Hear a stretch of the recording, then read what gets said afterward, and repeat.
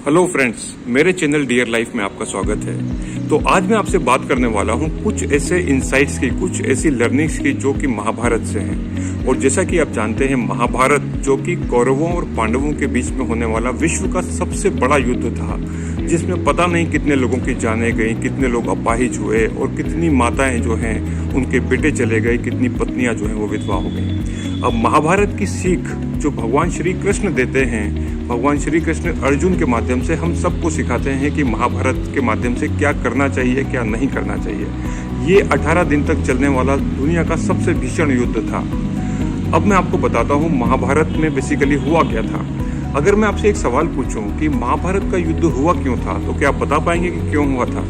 शायद आप सोच रहे होंगे कि ये जमीन के कारण हुआ था, शायद आप सोच रहे होंगे कि ये तो द्रौपदी या पांचाली जिसके कारण से हुआ था, शायद आप सोच रहे होंगे कि ये दुर्योधन के कारण से हुआ था, या शायद आप सोच रहे होंगे कि ये जो धृतराष्ट्र की जो एक लालच था उसके मन में, उसके कारण से हुआ था कि मेरे बेटे को ये संपत्ति मिले, मेरा बेटा जो है वो राजगद्दी पे बैठे। तो इसीलिए बोलते हैं कि जो अति जो होती है, सबसे ज़्यादा अति सर्वत्र वर्ज्यते। तो किसी भी चीज़ की अति हमेशा गलत होती है, खराब होती है। अब मैं आपको बताता हूँ कि महाभारत का युद्ध बेसिकली था क्या। तो चलिए इसको एक प्रतीक के माध्यम से समझते हैं, इसको एक इंडिकेशन के माध्यम से समझने की कोशिश करते हैं कि जो पांचाली है, जिसको कि हम द्रौपदी के नाम से जानते हैं, जो कि पांडवों की पत्नी थी। तो पांचों पांडवों की एक ही पत्नी थी, जिसको हम द्रौपदी के माध्यम से जानते हैं। द्रौपदी या पांचाली, यदि मैं आपसे पूछूं कि कौन थी, वो एक महिला थी, वो एक पांडवों की पत्नी थी, या वो ध्रुपद की बेटी थी, या आप इस सारे तमाम सभी प्रकार के जो उत्तर हैं वो देने की कोशिश करेंगे।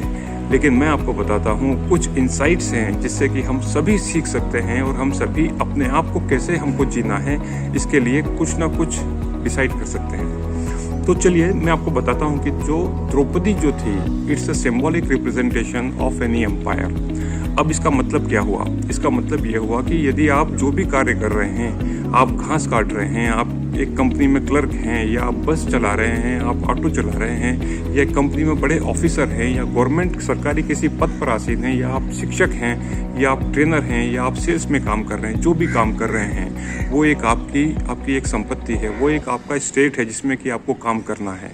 सो Draupadi was a representation of a state, जिसको कि आपको चलाना है। जैसे एक राजा एक अपने राज्य को चलाता है, उसी प्रकार से द्रौपदी एक स्टेट है। अब ये जो संपत्ति है, ये जो एक स्टेट है, ये किसके माध्यम से चलती है? अगर मैं आपसे पूछूं कि द्रौपदी के पति कौन कौन थे, तो सबसे पहले आप बोलेंगे Yudhishthira. Yudhishthira was known for what?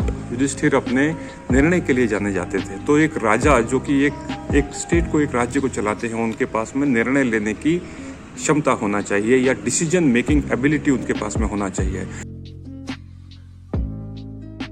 जो पति थे वो कौन थे? तो आप बताएंगे अर्जुन। तो एक राजा जो है, अर्जुन जाने जाते हैं उनके लक्ष्य भेदी जो निर्णय होते हैं उसके लिए। अर्जुन जाने जाते हैं समझदारी के लिए। तो एक राजा को सोच समझ करके अपने लक्ष्य की तरफ बढ़ना चाहिए।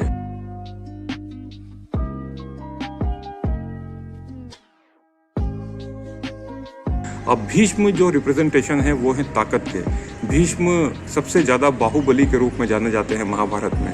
तो जो एक राजा होता है, जो एक संपत्ति या एक स्टेट को चलाता है, उसको शक्तिशाली होना बहुत जरूरी है। इंटेलिजेंट, जिनके पास में कि सोचने समझने की क्षमता बहुत ज़्यादा थी। तो एक राजा में ये पांचों गुण होना चाहिए ताकि वो संपत्ति को ठीक तरीके से चला सके। अब मैं आपसे मजे की बात करता हूँ, जो इसके विपरीत जब हम बात करते हैं दो और कैरेक्टर की, जिसके कारण से महाभारत का युद्ध हुआ, जो कौरवों की सेना को बिलोंग करते हैं, जो कौरवों की सेना से आते हैं, दुर्योधन और दुशासन। अब दुर्योधन और दुशासन का मतलब क्या हुआ? जब भी आप किसी संपत्ति या किसी राज्य को चलाते हैं या किसी भी पद पर आसीन हैं, तो दो चीज़ें होती हैं जिसके कारण से कि उसका हास होता है, उसका नुकसान होता है और चीज़ें डिग्रेड होती हैं। अब हम उसको बोलेंगे दुशासन। जब भी शासन का दुरुपयोग होने लगे, मैं रिपीट करता हूँ, जब भी शासन का दुरुपयोग होने लगे तो दुशासन होता है, और जब धन का दुरुपयोग होने लगे तो वो दुर्योधन होता है। तो यकीन मानिए, जब भी आप किसी भी पद पर हैं या जो भी कुछ आप कर रहे हैं, जैसे कि मैंने आपको बताया था अभी, यदि आप कुछ भी कर रहे हैं, वहाँ पर जब आप धन का दुरुपयोग करते हैं, या जो आपकी शक्तियाँ हैं, जो आपकी ताकत हैं, कुछ लोगों को देखा होगा आपने, उनके पास पावर तो है, वो अपनी पावर का बहुत ज़्यादा मिसयूज़ करते हैं। तो समझिएगा कि आपके पास में जो भी संपत्ति है, जो भी पद है, जो भी प्रतिष्ठा है, जो भी चीज़ें हैं, उसका लोप होने वाला है, उसका ह्रास होने वाला है और वो आपके पास ज़्यादा लंबे समय तक नहीं रह सकती। यदि आपको जीवन में आगे बढ़ना है तो ये महाभारत की सीख जो भगवान श्री कृष्ण ने हम सबको दी है, उसके माध्यम से अगर हम जीवन रूपी इस संपत्ति को चलाएं, इस राज्य को चलाएं, तो मुझे आशा है कि हम सभी लोग बहुत अच्छे तरीके से जीवन जी सकते हैं और बाद में सब कुछ करने के बाद में मन में कम से कम संतुष्टि रहती है कि चलिए हमने जो किया वो अच्छा किया।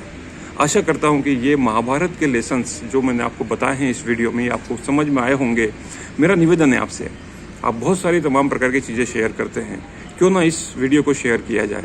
तो उठाइए मोबाइल, जाइए अपने व्हाट्सएप में, इस लिंक को कॉपी कीजिए और जितने भी आपके दोस्त हैं, जितने भी आपके कॉर्पोरेट कलीग्स हैं या आपके फ्रेंड्स हैं या सोसाइटी में हैं, आपकी फैमिली में हैं, सबको ये वीडियो शेयर कीजिए ताकि ये महाभारत के अंदर की जो कहानी है, जो इंसाइट्स हैं, जो लर्निंग्स हैं, वो सबका फ़ायदा कर सकें। इसी आशा के साथ आपको लाखों लाखों शुभकामनाएं। ध्यान रखिए, घर पे रहिए, सुरक्षित रहिए।